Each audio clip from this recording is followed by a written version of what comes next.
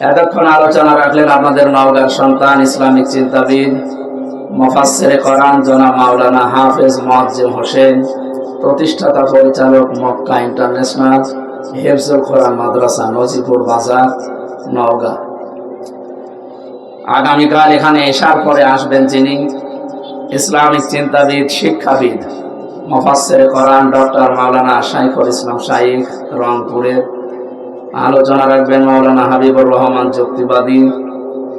বিশেষ অতিথি, আমন্ত্রিত অতিথি, অনেক মানুষের নাম দিয়েছেন, সম্মানিত পরিচালক জনাব দেলাওয়ার হোসেন সহ অন্যান্য সম্মানিত ব্যক্তিবর্গ, সামনে বসা মুসলমান ভাইরা, পর্দার আড়ালের সম্মানিত মা এবং বোনেরা,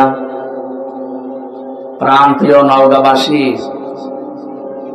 আল্লাহর দরবারে শুকরিয়া জানাচ্ছি যিনি আমাদেরকে এখনো সুস্থ রেখেছে। বিশাল একটা জগদ্দল পাথর আমাদের বুকের উপর থেকে সরিয়ে দিয়েছেন।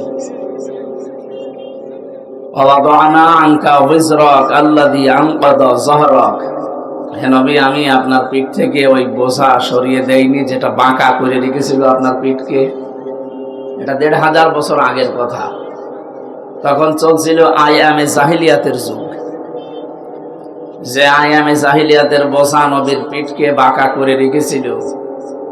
২০২৪ সালের ৫ আগস্টের আগ পর্যন্ত এদেশে আওয়ামী জাহিলিয়াতের যুগ চলছিল। এটাও আমাদের বুক পিঠ বাঁকা করে রেখেছিল। কথা বলে না কেন? শব্দ দুইটা প্রায় কাছাকাছি না? আইয়ামে, আওয়ামী, আর দুইটা চরিত্র প্রায় একই। ওরাও যা যা করেছে, এরা তার চাইতে এক কাঠি বেশি। আমি আয়ামে জাহিলিয়াতের যুগের যারা দায়িত্বে ছিল তাদের জীবন পড়েছি। আবু জেহেল, উতবা, সাইবা, আবু লাহাব, আবু সুফিয়ান সহ যারা দায়িত্বে ছিল ওই সময় বিভিন্ন মন্ত্রণালয়ে, তাদের 14টা কাজ ছিল। কয়টা? কথা বুঝতেছেন? আর ২০০৮ থেকে ২৪ পর্যন্ত এই 15.5 বছরে যারা দায়িত্বে ছিল, এদের কাজ আমি পেয়েছি 15টা। ওরা আয়ামে জাহিলিয়াত হয়েছে 14টা কাজ করি, আর এটা আওয়ামী জাহিলিয়াত হয়েছে 15টা কাজ করি। ওদের চাইতে এক কাঠি বেশি। ওই জামানার ওই মানুষগুলোকে যদি কাফের বলা যায়, যারা আর এক কাঠি বেশি, এদেরকে তো কাফেরের দাদা বলা যায়। তারপরও যেহেতু একটু হজমজ করে হাজী সাহেব, আমরা অত নিচে নামতে পারি না, কিন্তু হাজী সাহেবের মুখে কয়েকদিন দেখছি একটু মিথ্যা কথা বেশি বের হচ্ছে। যিনি বসে আছেন ওখানে, অথচ ওই দেশের আল্লাহর ঘর মসজিদ গুলো ভেঙে মন্দির বানানো হচ্ছে। সে বসে বসে ওখানে কি করে? আপনি যদি কিছু করতেই না পারেন তো ওখান থেকে অন্য দেশে চলে যান। কথা বলেন না কেন? একটা অধিকার নিয়ে আপনি সেখানে বসে আছেন। সারা জীবন এতদিন আমরা শুনলাম যে আমাদের স্বামী স্ত্রীর সম্পর্ক, এই স্ত্রী হিসাবে একটু বলা যাচ্ছে না যে ওগো এগুলো বন্ধ করো? দেবে একেবারেই শুনতে না চায় যে রাতের বেলা কি করেন, কি কিছু করা যায় না, এমন ভাবে ধরবে। আছেন তো আপনারা দুইজন, একজন স্বামীর বাড়ি, একজন দুলা ভাইয়ের বাড়ি, কি আরামে আছেন? অন্তত দুইজন দুই দিক থেকে বলবেন না আল্লাহর ঘর মসজিদ ভাঙা যাবে না। বাংলাদেশে কোন মন্দির ভেঙে মসজিদ বানিয়েছে শুনিয়েছেন কোনদিন? দেখেছেন? অথচ এগুলো এখন আমরা দেখতে পাচ্ছি। এরপরও ট্রাম্প সাহেব আসার পরে এরা দুই বোন মিলে বিভিন্ন জায়গায় এখন এই মিথ্যাটা ছড়াচ্ছে সিম্পিতি পাওয়ার জন্য বিশ্বের মোড়লদের, যে আমরা নির্বাচিত ছিলাম, আমাদেরকে উৎখাত করা হয়েছে। এটা ডাহা মিথ্যা কথা। আপনি নির্বাচিত ছিলেন, এই কথা শয়তানও বিশ্বাস করবে? আমার মনে হয় ঘোড়াকেও যদি কেউ বলে যে 15.5 বছরে যারা ছিল ওরা কি নির্বাচিত, ঘোড়াও মনে হয় হাসবে। একটা কথা বললে নির্বাচনই তো হয়নি, তা নির্বাচিত হয় কি করে? কথা বলে না কেন? সুতরাং 8 সাল থেকে 24 সাল পর্যন্ত যতগুলো নির্বাচনের নামে প্রহসন হয়েছে জনগণের সাথে, এর দ্বারা যারা এমপি, এর দ্বারা যারা মন্ত্রী, এর দ্বারা যারা উপজেলা চেয়ারম্যান, এরা পোস্টারে যেন না লিখে যে সাবেক এমপি, সাবেক মন্ত্রী, আপনি লিখতে পারেন সাবেক চোর। এতটুকু লেখার ক্ষমতা দিয়েছি যে আপনি লিখবেন এখন থেকে সাবেক চোর। আর যেগুলো দিনের ভোট রাতে করে ফেলেছে তারা লিখবেন সাবেক ডাকাত। আপনি এর ছাড়া অন্তত এই বৈধ শব্দ লিখতে পারেন না যে সাবেক এমপি, সাবেক মন্ত্রী। কে আপনাকে ভোট দিয়েছে বলেন? আপনাকে ভোট কেউ দিয়েছে? আমি নিজে দেশের নাগরিক। কই, আমার 33 বছর বয়স, অন্তত 18 বছর থেকে তো ভোট দিলেও 3 বার দেওয়া যায়, একবারও দিতে পারলাম না। একবার 154 জন একেবারে বিনা ভোটে, আর একবার রাতের দিনের ভোট আপনি রাতে করে ডিক্লেয়ার দিয়ে দিলেন। সুতরাং আমরা চাই এই 15.5 বছরে যারা দায়িত্বে ছিল, সে যে জায়গায় হোক, মন্ত্রী হোক, এমপি হোক, উপজেলা চেয়ারম্যান, মেয়র, যাই বলেন, টাকা ফেরত দেওয়া লাগবে। যা নিয়েছেন বেতন হিসাবে, আপনার বেতন নেওয়াও জায়েজ নেই, কারণ এই দেশের জনগণ আপনাকে ভোট দেয়নি। এই কথা বলে দেখেন। এরপরও যারা এই মিথ্যা কথা ছড়াচ্ছেন যে আমরা নির্বাচিত ছিলাম, একটা হাসি মানুষ এত বড় মিথ্যা কথা বলেন, এই যে একজন হাসি, এনার বদনাম হবে না? আপনারও মিথ্যা শুনে তো এনার নামে আমার নামও মানুষ বলবে যে হাসি না, এ পাজি। এই জন্য আমরা হজ করেছি টাকা খরচ করে, আপনার মতো রাষ্ট্রের টাকা দিয়ে না।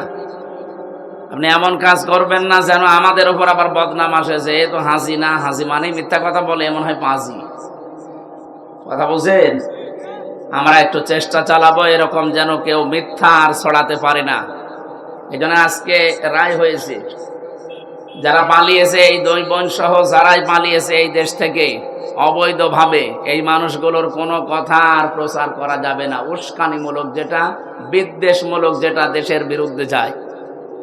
হাইকোর্টে আজকে রায় অলরেডি দিয়ে দিয়েছে। সুতরাং এই কাজ কেউ করলে কিন্তু তার এবার আইনগতভাবে খবর আছে। ওরা নিজেরা মোবাইল করে, নিজেরাই ওইটা আবার রেকর্ড করে, এডিটিং করে, ওইটা আবার নিজেরাই ফ্ল্যাশ করে দেয়। সব বানানো ওদের, কোন ষড়যন্ত্র কাজ হবে না। যতগুলো ইস্যু তৈরি করছে সব মুখ থুবড়ে পড়েছে। এই কথা বলেন না কেন? এখন আবার ইসকন দিয়ে আরম্ভ করেছিল। এই ইসকন যারা, এ মানুষগুলো কিন্তু সরাসরি হিন্দু না, এগুলো ইহুদিদের দ্বারা পরিচালিত। ওদের প্রতিষ্ঠাতা যেই লোক, নাম শুনেছেন? শেষে ওর নামের শেষে ডিগ্রি দেওয়া আছে প্রভুপাদ। হ্যাঁ, এটা ওর ডিগ্রি, প্রভু। আমার হয় সবসময় পাদের উপরে আছে। এটা একটা ইহুদি, অথচ খ্রিস্টান চার্চে লেখাপড়া করেছে। এরপরে হিন্দুদেরকে ধর্মীয় বিদ্বেষের মাধ্যমে একটা আলাদা জাতি গোষ্ঠী বানিয়ে ইসকনের মাধ্যমে ধর্মীয় উন্মাদনা ছড়ানোর ক্ষেত্রে এরা কাজ করছিল। ওনারা বসে বসে আর কাজ পায়নি, এখন এদেরকে দিয়ে দেশে বিশৃঙ্খলা তৈরি করার জন্য ফাঁদ পেতেছিল। ফেসবুকের কোনো তথ্য এখন থেকে আর বিশ্বাস করবেন না।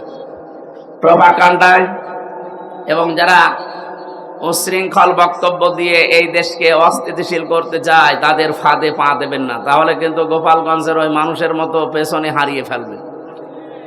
এমন পিটানো পিটিয়েছিল, ওই কয়দিন গোপালগঞ্জ থেকে ঢাকায় আসতে, বসে আসলে 300 টাকা, দাঁড়িয়ে আসলে 1000 টাকা। এই কথা বলছে না কেন? বসতেও পারতো না। এই জন্য আগামীতে এরকম করলে কিন্তু প্রশাসন এবং প্রধান যিনি দায়িত্বে আছেন এ দেশের, সেনাপ্রধান ঘোষণা অলরেডি দিয়ে দিয়েছে, কেউ যদি এরকম কিছু করে দেশে অস্থিতিশীল পরিবেশ তৈরি হচ্ছে। আর যদি ঘূর্ণাক্ষর আমরা জানতে পারি, ঠিক ওই রকম পেছনে এমন ভাবে লাল করা হবে, বান্দরের পেছনে তার কি লাল, তার চাইতে বেশি হয়ে যাবে। এই জন্য আমরা যেন সাবধান থাকি। যে আল্লাহ আমাদেরকে বিশাল পাথর নামিয়ে যে কথা বলার মতো একটা যোগ্যতা দিলেন, পরিবেশ তৈরি করে দিলেন, এটা যে কত বড় নিয়ামত, কথা বলতে পারা। আমি এর আগেও নওগাঁয় এসেছিলাম, কথা বলতে পারি নাই। কথা বললে 10টা 8টা কথা ভেতরে থাকতো, 2টা বলা যেত। এই কথা বলছে না কেন? তো এখন 8টা না, 10টা বললে 10টাই সামনে বলা যাবে ইনশাআল্লাহ। গোয়েন্দা বিভাগের প্রধান যিনি ছিলেন, এই কিছুদিন আগে দায়িত্ব পেয়েছিলেন, উনি আমারে বলছে এদেশের 15.5 বছরের জঞ্জাল সব মুক্ত করা লাগবে। 56,000 বর্গ মাইলে কোনো জায়গায় কোরআনের কথা বলতে কারো অনুমতি নেওয়ার দরকার নেই। কেউ যদি বাধা দিতে আসে শুধু একটু জানাবেন, ওর দাঁত মুখ খুলে ফেলবে। বললাম, স্যার আপনি এতদিন ছিলেন কোথায়? আমি নতুন দায়িত্ব পেয়েছি। কিন্তু আপনি রাতের বেলা যে অনুষ্ঠানগুলো করেন, এই কমিটিকে আগে থেকে জানিয়ে দেবেন, তারা যেন পর্যাপ্ত আলোর ব্যবস্থা রাখে। স্থানীয় প্রশাসন যারা আছে, ফাঁড়ি থানা, তাদেরকে যেন সাহায্য নেয় যদি পারে। 2 নম্বরে মেয়েদের যে জায়গাগুলো করবে ওইটা যেন একটু সেপারেট রাখে, তাদের প্রসাব পায়খানা নামাজের ব্যবস্থা চলাফেরা এটা যেন নিরাপদ হয়। এই 2টা বিষয় কমিটিকে বলে দেবেন। আমি এটা বলেছি, এরপরও আজকে বললাম, সারা দেশে এটা রেকর্ড হয়ে ছড়িয়ে যাচ্ছে। যারা রাতের বেলা অনুষ্ঠানগুলো করবেন এই 2টা শর্ত মানবেন। দিনের বেলা তো অন্তত আলো লাগে না, কিন্তু মেয়েদের একটু পরিবেশটা নিরাপদ করে দেবেন, যেন কোনো পুরুষ মানুষ ওখানে দায়িত্বে না থাকে, কারণ ওটা একটা ফরজ কাজ। পর্দা কি বলেন না কেন? এই ফরজ বিধান লঙ্ঘন হলে আপনি শুনতে এসেছেন কোরআন, লাভ হবে? গোনা হয়ে যাবে। যেন মেয়েদের সেই জায়গায় দিয়েছেন। কোথায় মেয়েরা? কোথায়? এই জায়গায়। ঠিক আছে, আজকের একটা গ্রাম নিয়ে কথা বলবো, কোরআনে কারিমে আল্লাহ যেটা আমাদেরকে শোনাতে চেয়েছেন, বাংলাদেশের সাথে মিলবে ইনশাআল্লাহ। কোরআন যারা শুনতে আসলেন খুশি হয়ে বলেন আলহামদুলিল্লাহ। দরুদ আর সালাম পড়ছি আমাদের নবী মুহাম্মদুর রাসূলুল্লাহ সাল্লাল্লাহু আলাইহি ওয়াসাল্লামের প্রতি। নবীজির মাধ্যমে যে কোরআনে কারিম পেয়েছি, সূরা নমল 51-52 2টা আয়াতের কিছু কথা বলার পরে আমরা তাফসিরে প্রবেশ করব। এটা আমাদের জন্য খুব জরুরি। আল্লাহ রাব্বুল আলামিন বলেন ফাযুর কাইফা কানা আকিবাতু মাকরিহিম আন্না দাম্মারনাহুম ওয়া কওমাহুম আজমাইন। হে নবী, আপনি নজর করে দেখেন যে মানুষগুলো ষড়যন্ত্র করেছিল, আমি আল্লাহ তাদের এই ষড়যন্ত্রের পরিণাম কি করেছি। আন্না, আমি নিজে, দাম্মারনাহুম ওয়া কওমাহুম আজমাইন, তাদের ষড়যন্ত্রের যে 20 দাঁত আমি নিজে ভেঙে দিয়েছি, আমি ধ্বংস করে দিয়েছি তাদের জাতি পর্যন্ত। যে জাতি নিয়ে এতদিন পর্যন্ত ভুয়া একটা মিথ্যা জনগণের মাঝে, আমরা মুক্তিযোদ্ধার দল, পুরা মিথ্যা কথা। এ কথা যারা বলতো আপনি তাকান তো, তাদের ভেতরে মুক্তিযোদ্ধাকে, তার বাবা এক জায়গায় ছিল আটক, 2 বোন আর এক জায়গায় ছিল, তাদের পরিবারে একটা দেখান যে সে মুক্তিযোদ্ধা। একটা পেয়েছিল বিআই, সে তো রাজাকার। কথা বলছে না, একটা বিআই পেয়েছিল রাজাকার না। আপনি ফরিদপুরে যান, তার বাবা যে একেবারে কমান্ডার ছিল রাজাকারের, সেটা প্রমাণ আছে। নুরু মিয়া, আপনার বংশে কেউ নেই, আত্মীয় স্বজনের ভেতরে কেউ নেই। কিসের জন্য ভুয়া তুলেছিলেন যে মুক্তিযোদ্ধার দল? মুক্তিযোদ্ধার যিনি দায়িত্বে ছিলেন শহীদ প্রেসিডেন্ট জিয়াউর রহমান, তার নাম বললে মানায়। আপনি ধারে কাছে নেই, ওখানে বসে বসে শুধু আগুন বাগুন খেয়েছেন, আর আন্দাজে এই মিথ্যা বলে ছড়িয়ে দেশের মানুষকে ধোঁকা দিয়ে একটা বোকা বানিয়ে রেখেছিলেন। কথা বলেন না কেন?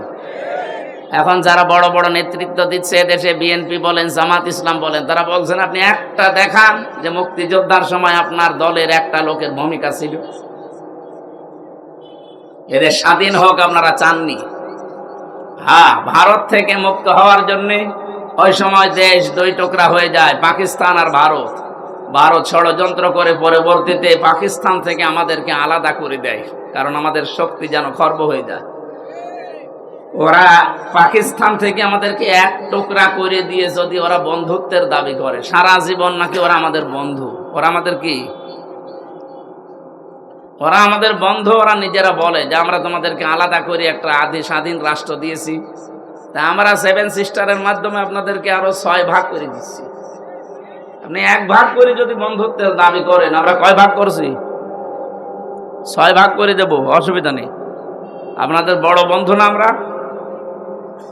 বন্ধু প্রতিবেশী এই আচরণ করে মানুষ। ওদের সাথে যতগুলো বর্ডার আছে দেখেন, প্রত্যেক জায়গায় মার খায়। পাকিস্তানে মার খায়, এই কথা বলেন না কেন?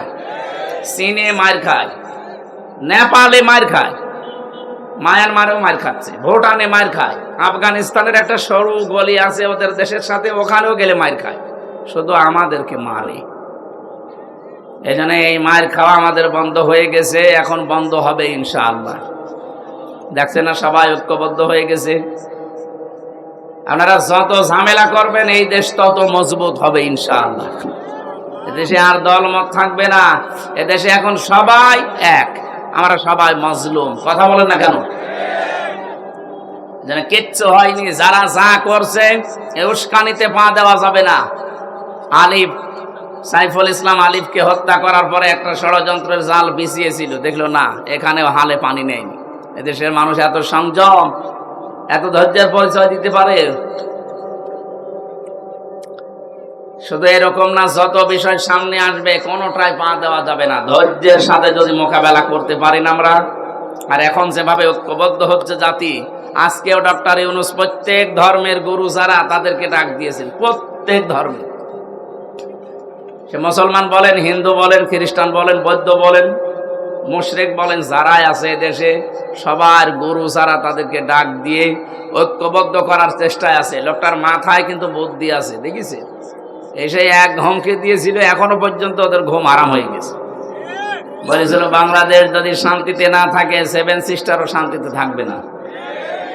গত পরশু দিনের টকশো দেখেননি? আপনারা তো এসব খেয়াল রাখেন না, আপনারা তো আল্লাহর ওলি। 45 মিনিট আমি দেখছিলাম, আমি ঢাকাতে ছিলাম। 7 জন হিন্দু মিলে পাগল হয়ে গেছে ডক্টর ইউনূসের এই একটা কথা নিয়ে। ডক্টর এনায়েতুল্লাহ আব্বাসী হাফিজাহুল্লাহ উনি কয়েকটা ফর্মুলা দিয়েছিলেন সরকারকে, যে এইগুলো করেন ওরা বাপ ডাকবে আমাদের। এতদিন তো দাদা ডাকতো, বাপ ডাকবে। ওদের বাপ হওয়া ঝামেলা, কারণ ওদের মা তো গরু।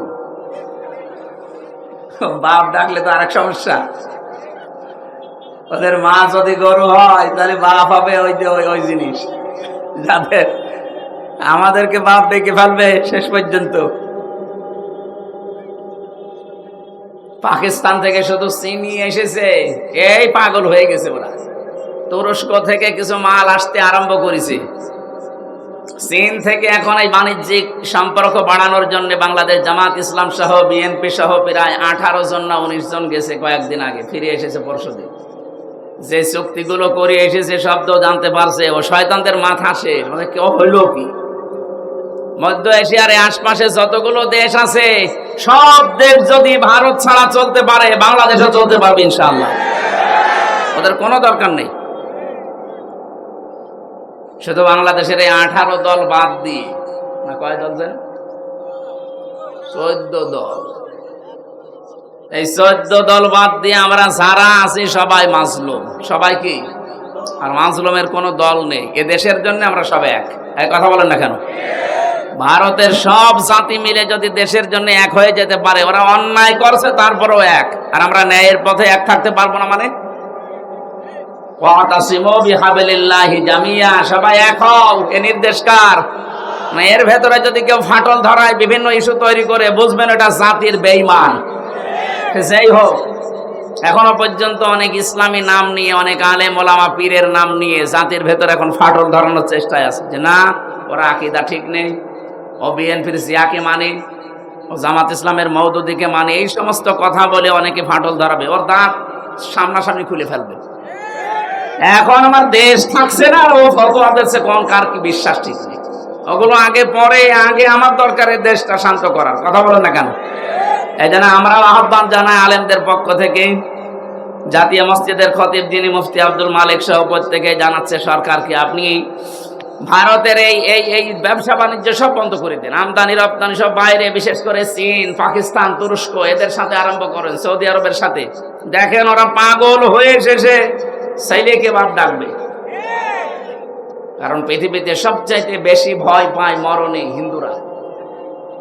মুশরিক যারা, তারা সবচাইতে বেশি ভয় পায়। ওয়ালা তাজিদান্না আহরাসান নাসি আলা হায়াতিউ ওয়া মিনাল্লাযিনা আশরাকু, কোরআনের আয়াত।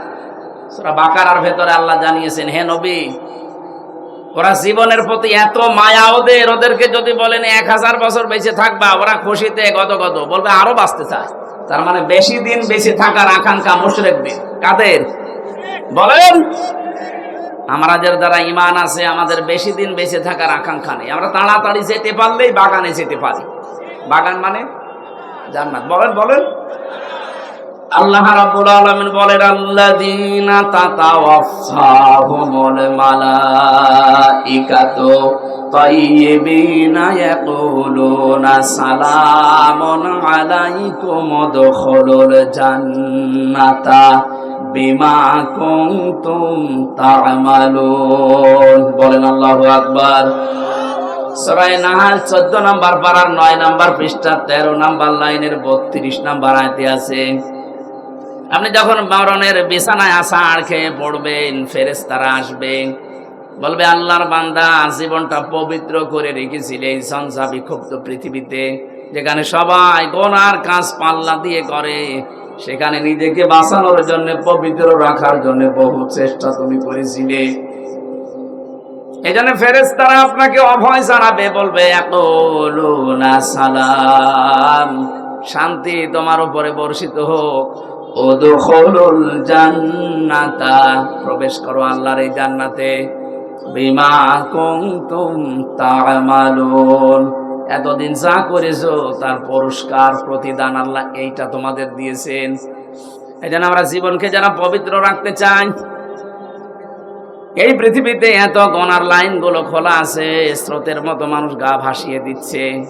কঠিন পরিস্থিতিতে আমরা যারা এখনো আমাদের চরিত্রের উপরে টিকে আছি, আমাদের ইমানের উপরে, মরণের বিছানায় যখন আছাড় খেয়ে পড়বেন, দেখবেন অবশ্যই ফেরেশতা এসে জান্নাত দেখাবে। গতকালকে কুমিল্লায় বাংলাদেশ জামাত ইসলামীর একটা কর্মী সম্মেলন ছিল। সভাপতির বক্তব্য শেষ হওয়ার পরে মাইকে ঘোষণা দিচ্ছে 8টা দামি মোবাইল এবং একটা টাকা ভর্তি মানি ব্যাগ পাওয়া গেছে, যাদের হয় প্রমাণ দিয়ে এটা নিয়ে যাবেন। পৃথিবীর ইতিহাস পাল্টিয়ে ফেলেছে। আপনি দেখান তো বাংলাদেশে কোন সমাবেশের পরে ঘোষণা দেওয়া হয় যে মোবাইল পাওয়া গেছে 8টা?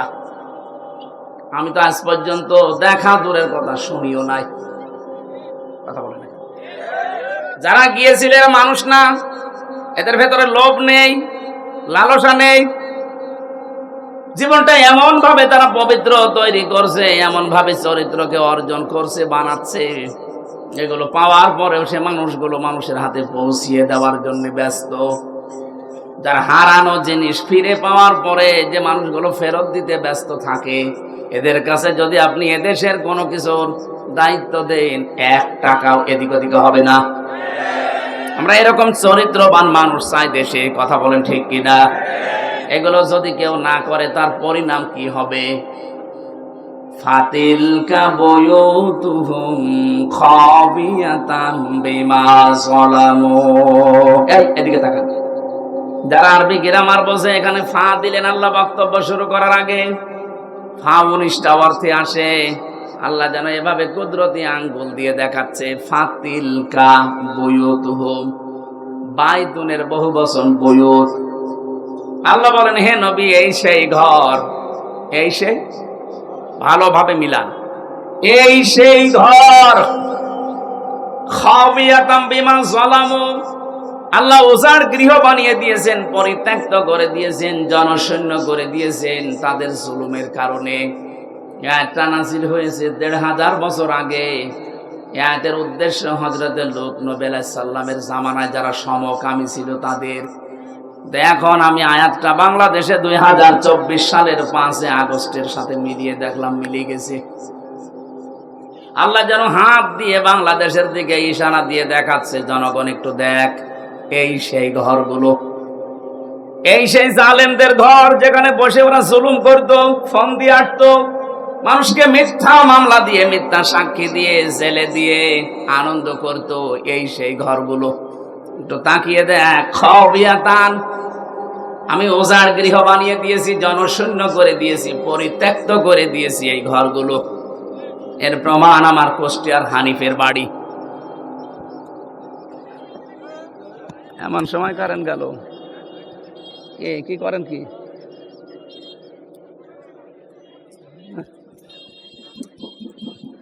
আমার ভাইরা, 4-5 দিন আগেও আমি আসার সময় দেখছিলাম বাড়িটা পরিত্যক্ত হয়ে আছে। এখন জাতীয় টয়লেট, মানুষজন যায় ওই দিক থেকে, আগে কাজ সারে।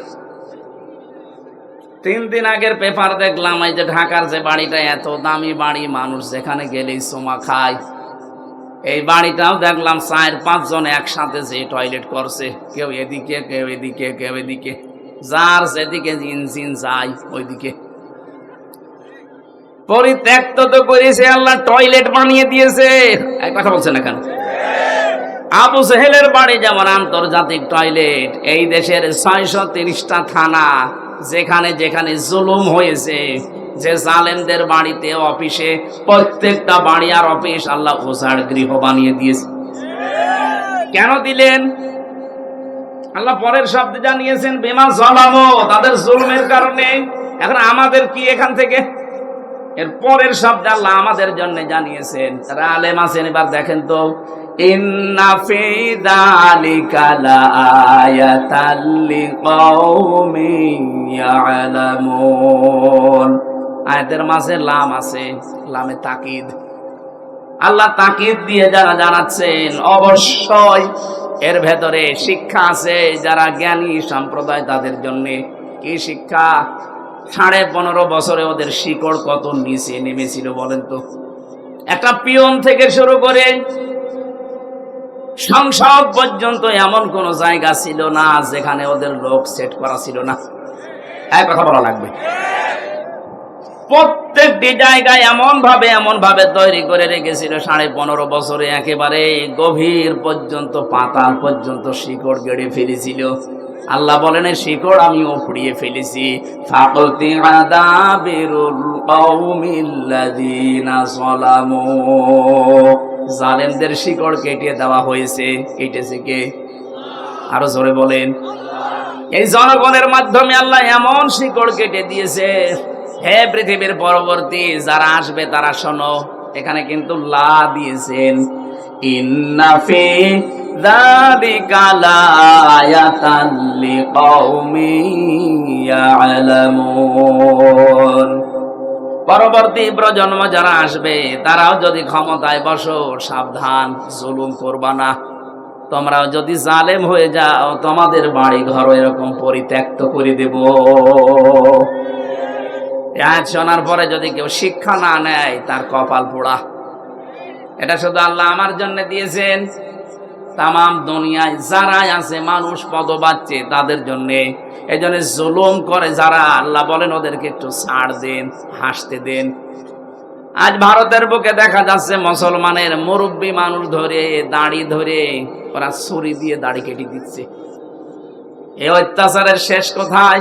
আর আপনারা বলেন আমাদের দেশে নাকি মানব অধিকার লঙ্ঘন হয়, এদেশে নাকি সংখ্যালঘু নির্যাতন হয়। পৃথিবীর সবচাইতে বেশি সংখ্যালঘু নির্যাতন হয় ভারতে। কথা বলেন না কেন?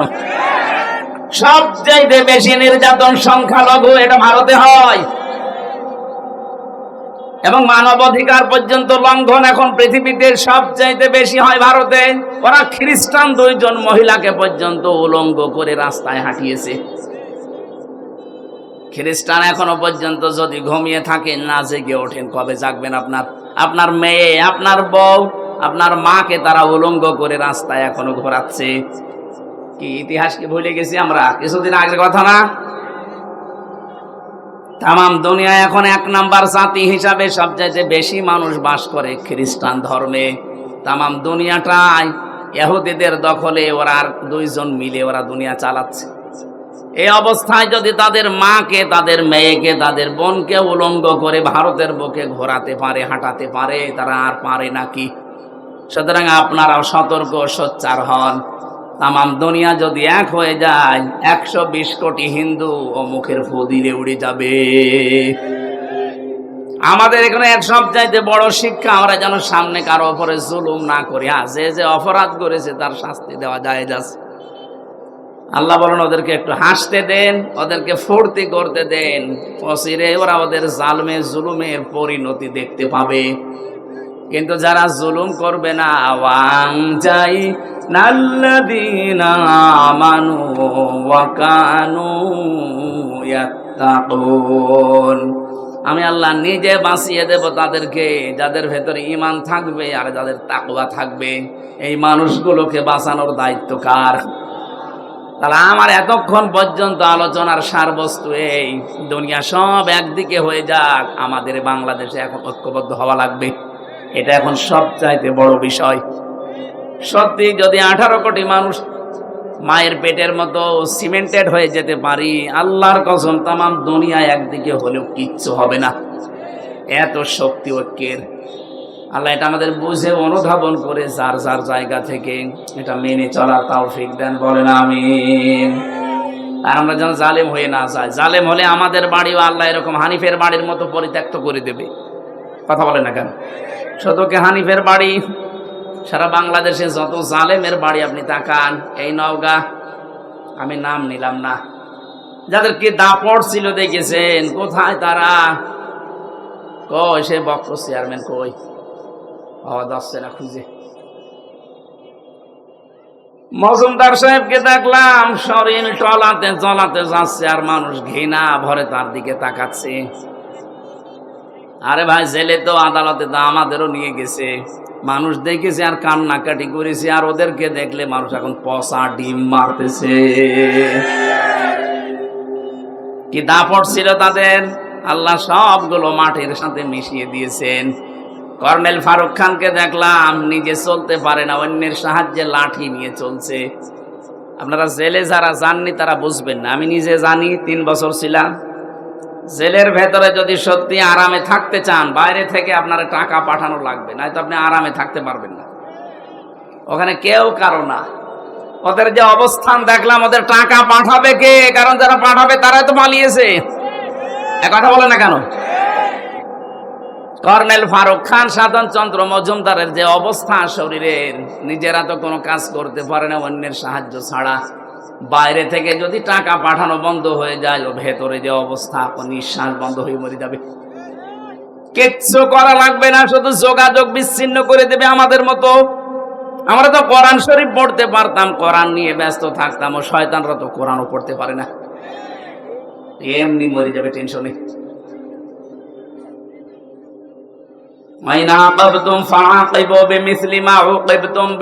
কিছু করি না, যতটুকু করেছো অতটুকু যদি করি বাঁচতে পারবা না, এমনি নিঃশ্বাস বন্ধ হয়ে মারা যাবা।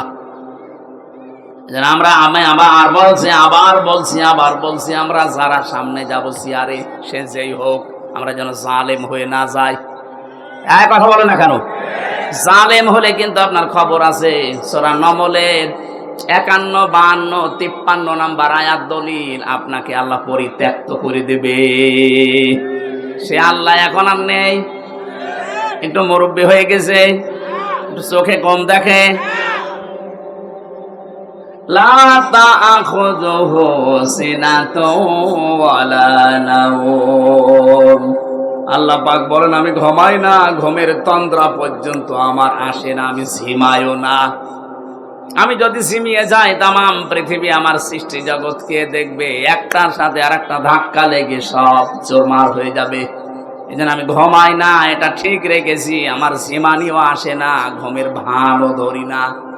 সুতরাং উনি ঠিক জায়গা মতো আছে, ওনাকে ওই জায়গায় বিশ্বাস করা লাগবে যে সবার উপরে কে। আরো জোরে বলেন। বাংলাদেশে একটা শিরিক এখনো পর্যন্ত জারি আছে, এটা আমরা তুলে দিতে চাই। কি? যারা বলে ক্ষমতার উৎস জনগণ, এটা শিরিক। কারণ এটা আল্লাহর কাজ। ক্ষমতার উৎস কে?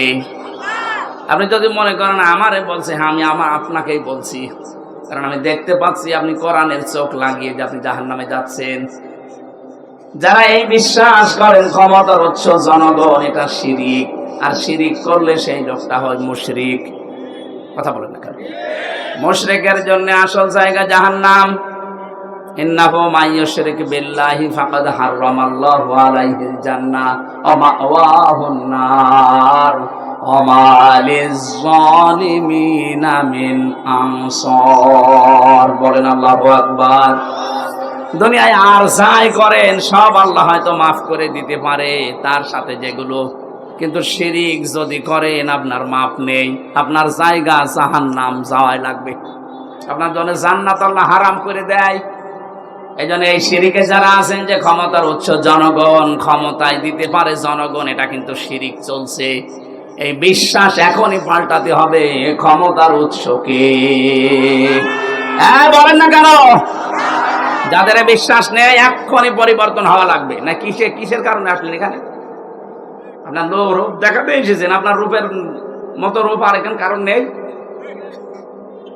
পাল্টাতে হবে। আমি এক কথাই বলছি, শিরিক কাকে বলে? আল্লাহ যেটা পারে ওইটা অন্য কেউ পারে, এই বিশ্বাস করার নাম শিরিক। কথা বোঝেননি? আল্লাহ যেটা পারে ওইটা অন্য কেউ পারে, এই বিশ্বাস করার নাম, আরো জোরে বলেন, বলেন। এখনো পর্যন্ত কার ভেতরে বিশ্বাস আছে বলেন তো যে ক্ষমতার উৎস জনগণ? হাত তোলেন তো। নওগাঁ কি সব আল্লাহর ওলি হয়ে গেছে? মুশরিক যারা সব পালিয়েছে? না, আপনি যে দল করেন করেন, কিন্তু এই বিশ্বাস করা লাগবে আপনি মনে প্রাণে যে ক্ষমতার উৎস জনগণ নয়, ক্ষমতার উৎস কে? যদিও শুনতে ছোট মনে হচ্ছে, আর কি, আরে আর কি মানে? এইটাই তো আপনার জান্নাত জাহান্নামের গ্যারান্টি। আপনার ইমানই যদি ঠিক না থাকে জান্নাত যেতে পারবে?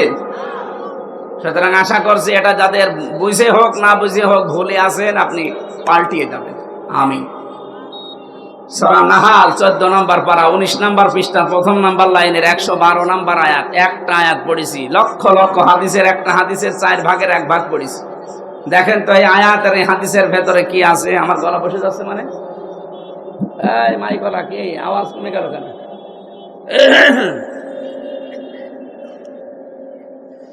জবান ছেড়ে কোরআনের সোনালী আয়াত আগে একবার একটু পড়েন। আউযু বিল্লাহি মিনাশ শাইতানির রাজিম, বিসমিল্লাহির রহমানির রহিম। وضرب الله مثلا قرية كانت آمنة مطمئنة إلى آخر آية। কোন সূরা বললাম যেন?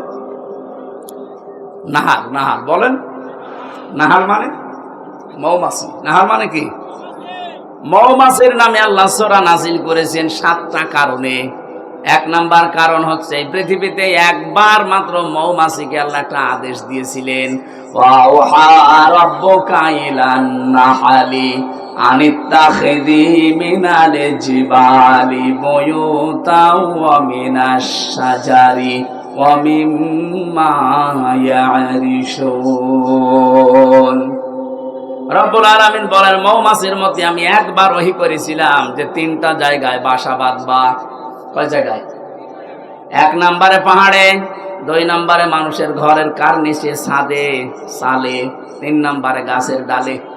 হে নবী, আপনি দেখতে পাবেন এই 3টা জায়গা ছাড়া আজ পর্যন্ত মৌমাছি কোন জায়গায় বাসা বাঁধে না।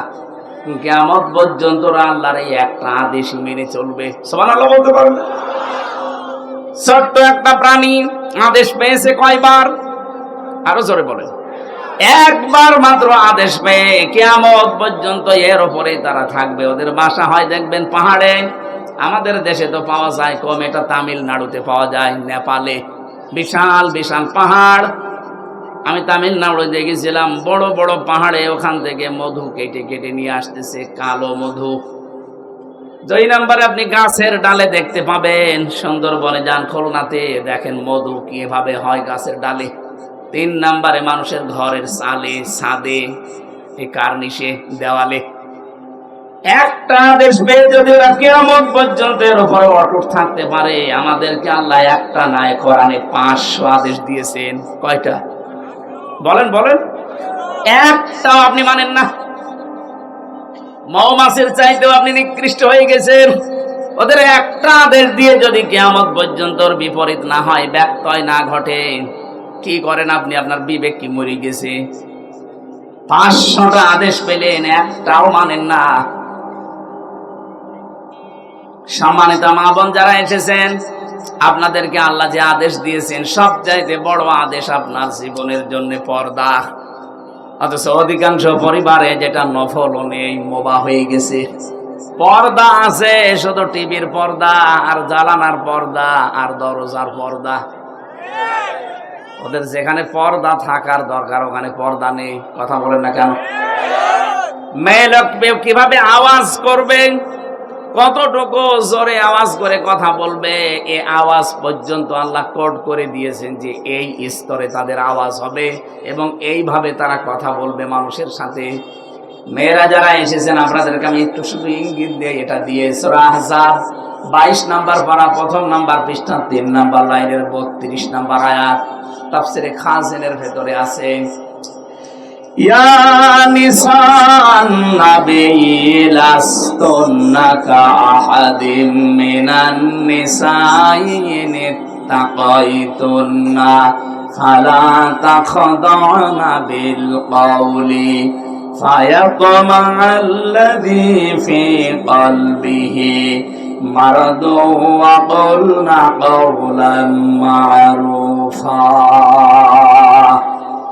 আল্লাহ নবীর স্ত্রীদেরকে ডাক দিয়ে তামাম দুনিয়ার মেয়েদেরকে শিক্ষা দিচ্ছেন, হে নবীর স্ত্রীরা, এই ভালো করে শোনেন, হে নবীর স্ত্রীরা, যদি পর্দার আড়াল থেকে হেজাবের উপর থেকে কারো সাথে কথা বলতে চান, কথা বলবেন সঠিক কথা, মিথ্যা কথা বলবেন না, কিন্তু ভাষা হবে রুক্ষ সূক্ষ্ম।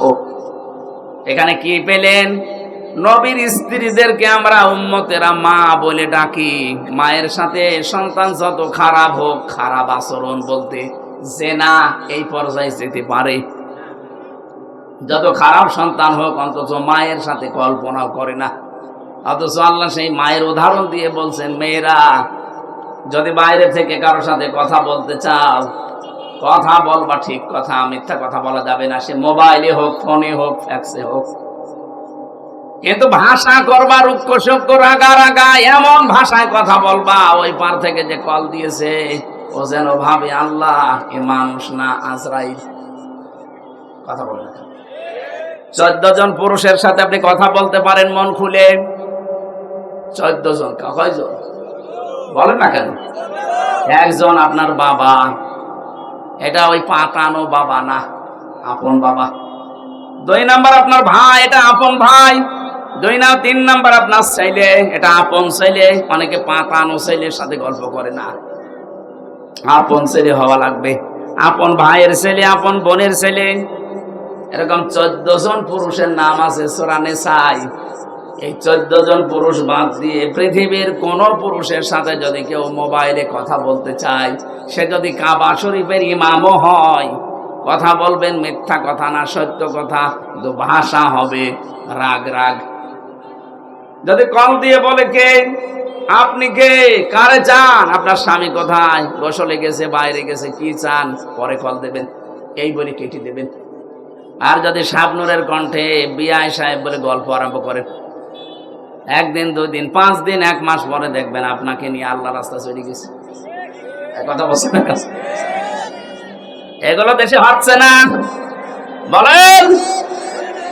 মেয়েরা যারা এসেছেন এজন্য সাবধান। আল্লাহর এই আদেশটা আপনি আশা করছি মেনে চলবেন। আর আমরা যারা পুরুষ মানুষ আছি, 2টা ঔষধ বলছি আমাদের জন্য।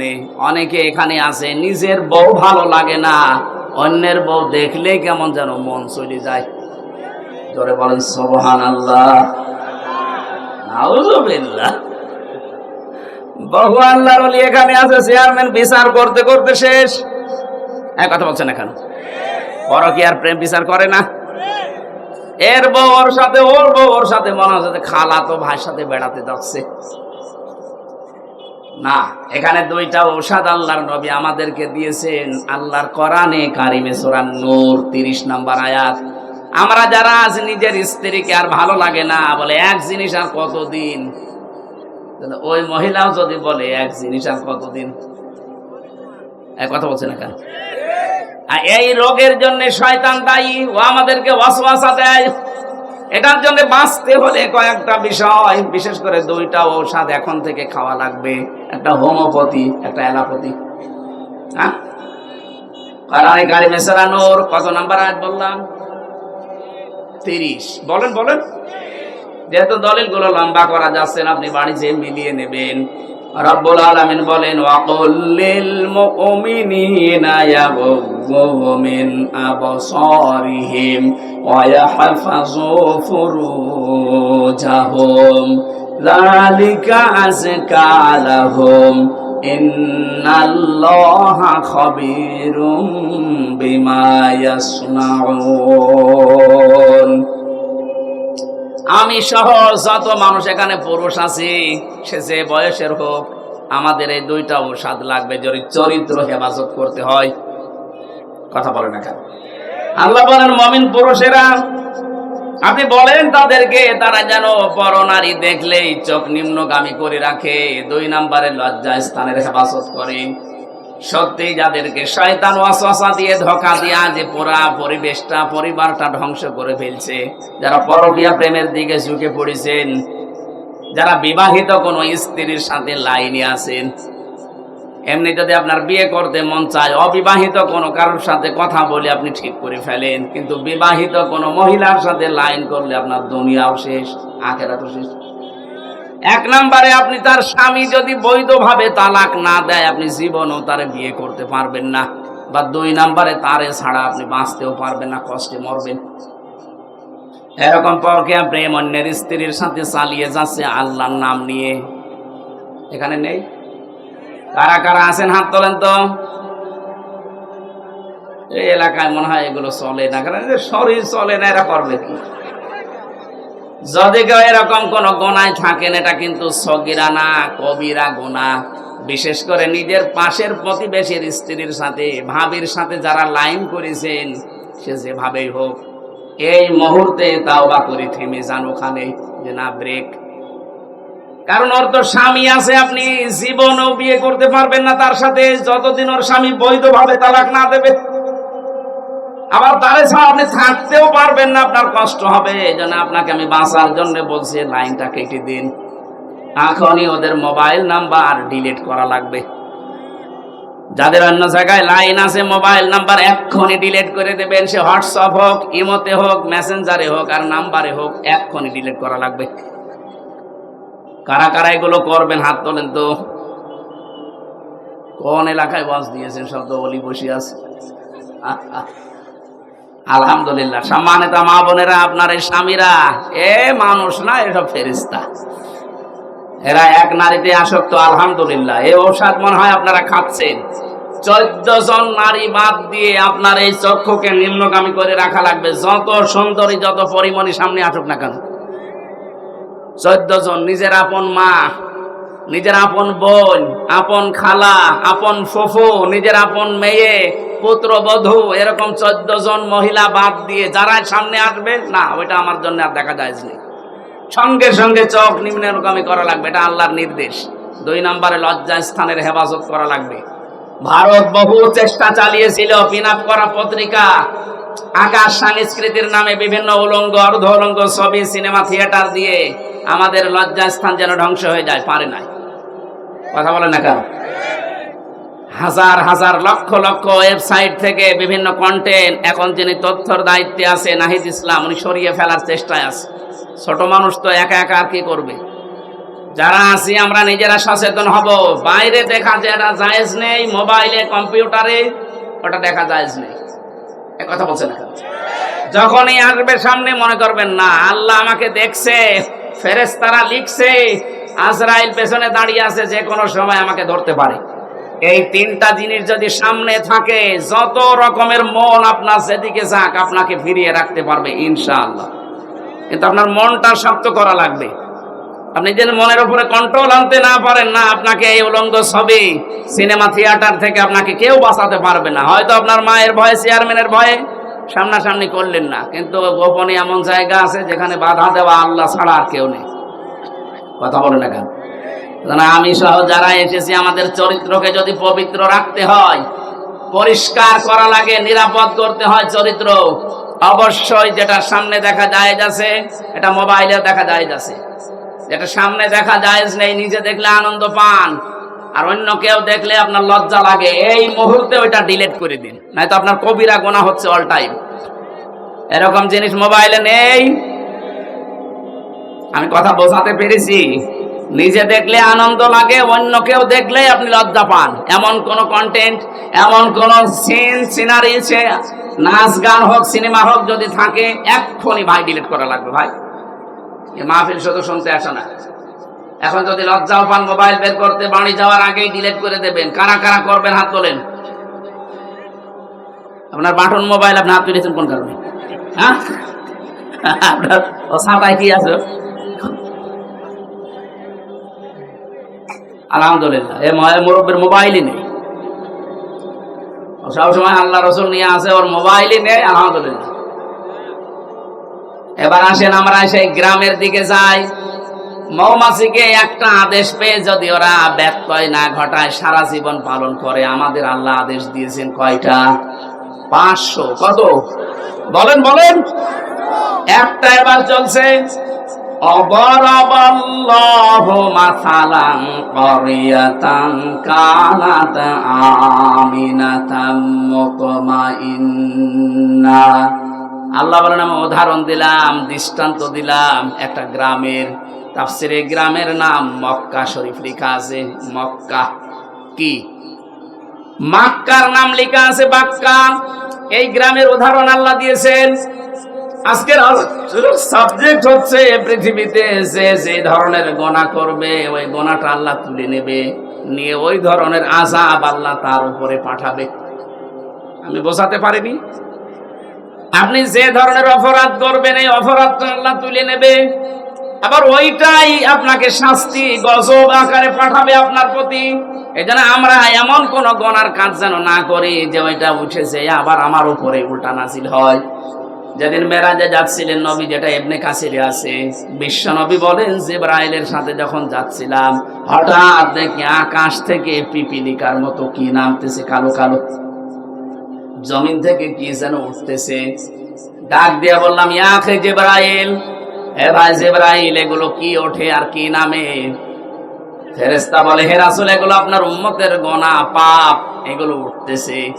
দুনিয়ায় যে যে ধরনের পাপ করে এগুলো উঠতেছে, আর ওই যে নামে যেগুলো, ওগুলো আল্লাহর গজব হয়ে নামতেছে। আয়াতের প্রমাণ দিয়েছেন আল্লাহ সূরা রুমের 41 নম্বর আয়াতে, যাহারাল ফাসাদু ফিল বাররি ওয়াল বাহর বিমা কাসাবাত আইদিন নাস লিয়ুযীকাহুম বা'দাল্লাযী আমিলু লা'আল্লাহুম ইয়ারজিউন। রাব্বুল আলামিন বলেন, জলে স্থলে যে বিপদ আপদ মুসিবত গুলো আসে, একটাও আমি পাঠাতে চাই না, সব তোমাদের হাতের কামাই করা। আমি আল্লাহ এগুলো পাঠাই কেন জানো? যেন তোমরা একটু ফিরে আসো, তোমাদের একটু সাত চাকায় আমি, তোমরা ফিরে আসা দূরের কথা, তোমাদের বৃদ্ধি আরো বাড়তে থাকে।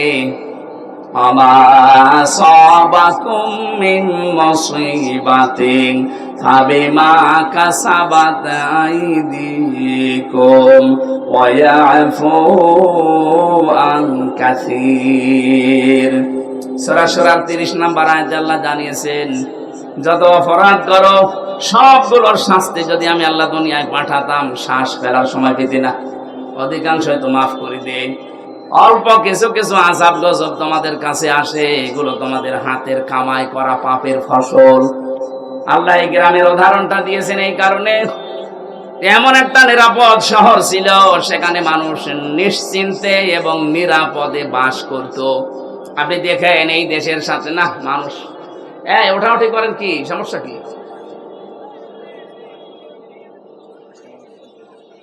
না, আপনার তো জোর করে শোনানোর নিয়ম নেই আমার। আপনার শুনতে মনে চাইলেন, না হলে আমি মোনাজাত করে দেব। হ্যাঁ বলবো, মানে নেই আর কি মারেন? ওইটা চলে গেছে কোন কারণে? প্রসাব পায়খানার বিড়ি খাওয়া ছাড়া কেউ যেতে পারবেন না। বিড়ি খেলে খাক, ও খুব বড় কিছু না, আপনি খেয়ে আবার চলে আসবেন, কিন্তু অন্য কোনো বিড়ি খাওয়া যাবে না। আমি যেহেতু আকিস গ্রুপে চাকরি করি, আকিস বিড়ি খাবেন, ঠিক আছে? আকিস বিড়ি খেয়ে আবার চলে আসবে। যান, ওই যে একটা যাচ্ছে, তাড়াতাড়ি আসবা, যা দেখে তোর কাছে বিড়ি আছে কিনা।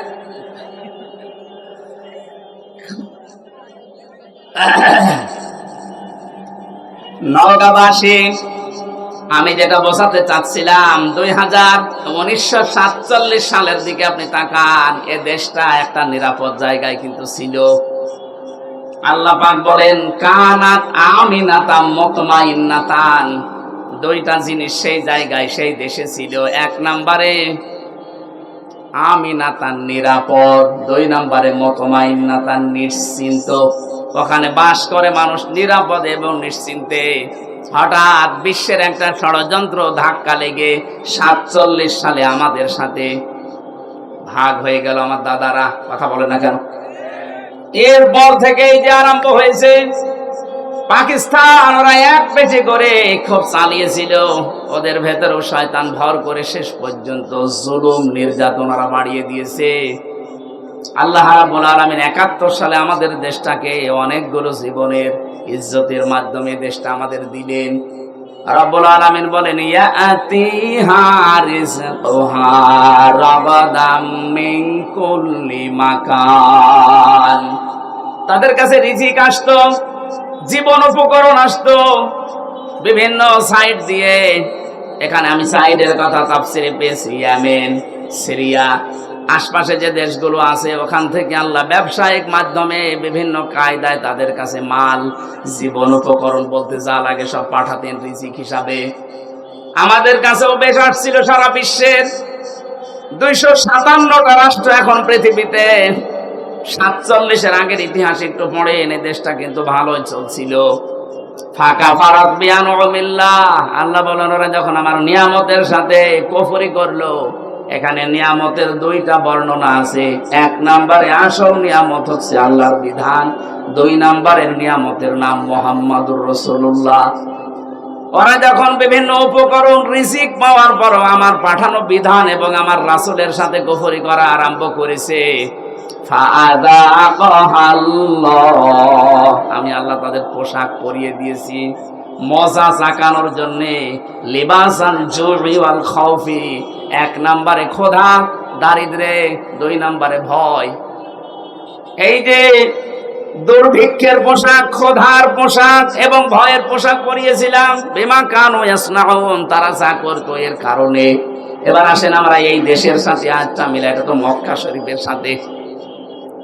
ওই জামানায় যখন আল্লাহর বিধান ওরা মানে নাই, আল্লাহর পাঠানো নিয়ামত রাসূলুল্লাহ, লাকাদ মান্নাল্লাহু আলাল মুমিনিনা, পৃথিবীতে আল্লাহর নবী মুমিনদের জন্য একটা নিয়ামত। একটা কি? এই নিয়ামতকে ওরা না মেনে যখন জুলুম, অত্যাচার, নির্যাতন এমনকি দেশ থেকে তাড়িয়ে দিয়েছে। এখন তো নবী নেই, নবীর ওয়ারিস আছে। এই 15.5 বছরে নবীর ওয়ারিসদের সাথে আপনি যা করেছেন, এই কারণে এই বিপদগুলো আল্লাহ দিয়েছে। দুর্ভিক্ষ বলেন, ভয় বলেন, এই যে এখন বিভিন্ন ষড়যন্ত্রের ভয় চলছে, এগুলো সব আলেমদের সাথে খারাপ ব্যবহারের পরিণাম। ওই জামানায় তারা নবীর সাথে করেছিল, এই জামানায় নবীর ওয়ারিসদের সাথে করছে। কি করেছেন বলেন তো? 15.5 বছরে বিশেষ করে অন্য জাতি বাদ দিলাম, আলেমদের সাথে। আমি ছোট হয়ে খাটো হয়ে যাই হয়ে আমার নামের আগে একটা আলেম লেখা আছে। কোন কারণে এরকম আচরণ করলেন আপনারা? 11 ঘন্টা আমার টাঙিয়ে রাখলেন, 11 ঘন্টা মাথায় দড়ি দিয়ে আপনি টাঙিয়ে রাখলেন। আমার শরীর চলে না, পায়ে ডান্ডা বেড়ে দিয়ে, পেছনে হাত হ্যান্ডকাপ দিয়ে বেঁধে, অথচ কিছুই করে নাই। নিজেরাই বলছিল যে আপনার কোনো দোষ নেই, আমরা জানি। এগুলো করেন কেন? করলেন, এরপরে জেলে দিয়ে দিলেন। যদি জেলখানায় যারা যায় ওরকম থাকতাম আমার কিছু হইতো না। কিন্তু জেলের কন্ডেম সেলের ভেতরে, ফাঁসির কন্ডেম সেলে 24 ঘন্টা তালা লাগিয়ে আবার সিসি ক্যামেরা দিয়ে রাখতেন। মাওলানা মামুনুল হকের পাশে ছিলাম, এই কারণে আমার উপরে রাগটা আরো বেশি। আল্লাহ মনে হয় কপালে রেখেছিল এটা। এত জায়গা ছিল, কত জায়গায় ঘুরতে পারতাম, কিন্তু ওনার কাছে যে পড়েছি, ওনার উপরে যা আমার উপরও তাই। হাসিনার যেহেতু রাগ ছিল ওনার উপরে, ওর পাশাপাশি দেখেছি নামে নামে জমে টানে, ওর পাশে থেকে আমার ঝামেলা বেশি হয়েছে। কিন্তু লোকটা ভালো মানুষ, বাবা ভালো, লোকটাও ভালো। আমি 3 বছর তার কাছে ছিলাম এক ঘরে। সত্যি কথা বলছে যে কোরআন শরীফ সামনে নিয়ে, লোকটা ভালো মানুষ। আমি সাক্ষী দিচ্ছি যে মামলাগুলো তার নামে মিথ্যা দিয়েছেন, তার স্ত্রীর নাম নিয়ে, সবগুলো বানোয়াট। এগুলো প্রতিহিংসার কারণে যারা দিয়েছিলেন, আল্লাহ এখন তাদের নামে এরকম ধর্ষণ মামলা দিচ্ছে। দেখেন তার বিরুদ্ধে যারা ছিল, আল্লামা সাইদির বিরুদ্ধে যারা ছিল, সবার চরিত্র এখন জাতির কাছে প্রকাশ হয়ে যাচ্ছে। যাদের চরিত্র যাই থাকে, এদের চরিত্র কি গো? এ তো শয়তানও এত নিচে নামে না, অন্যের বউ নিয়ে আল্লাহু আকবার বলে চালাচ্ছে। এই যে দরবেশ, দরবেশের যে দ্বিতীয় বউটা, এটা কার বউ? এক ব্যবসায়ীর বউ।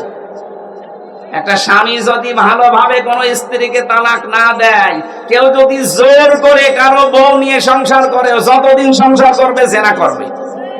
কথা বলে না কেন? একটা হাদিস শুনে, এটা হযরতে আনাস থেকে বর্ণিত। বিশ্ব নবী জানিয়েছেন তিনটি বস্তু মুমিনের চারিত্রিক গুণাবলীর অন্তর্ভুক্ত। যারা আমরা ঈমানদার দাবি করি, এই চরিত্র আমাদের মাস্ট বি লাগবে। এক নম্বরে, সে যদি রাগান্বিত হয়, ক্রোধান্বিত হয়, তাহলে ক্রোধের সময়, রাগের সময় কোনো অবৈধ অন্যায় কাজের সিদ্ধান্ত সে নিতে পারে না। অথচ দেখেন এই 15.5 বছরে একটা মহিলা যত সিদ্ধান্ত নিয়েছে সব রাগ করে নিয়েছে। আলেমদের প্রতি বলেন, জালেমদের প্রতি বলেন, যাই করেছে সব একক সিদ্ধান্তে রাগ করে করেছে। এটা মুমিনের চরিত্র না। এই চরিত্র যদি কেউ অর্জন করে, যে রাগের সময় যা হয় রাগের সময় সিদ্ধান্ত নেয়। এখানে যারা স্বামী আছেন, আমি সহ, রাগ হলে স্ত্রীর সাথে কোনো ঝামেলায় জড়াবেন না। কথা কাটাকাটি করা, মোবাইলে গালি দেওয়া সব বন্ধ।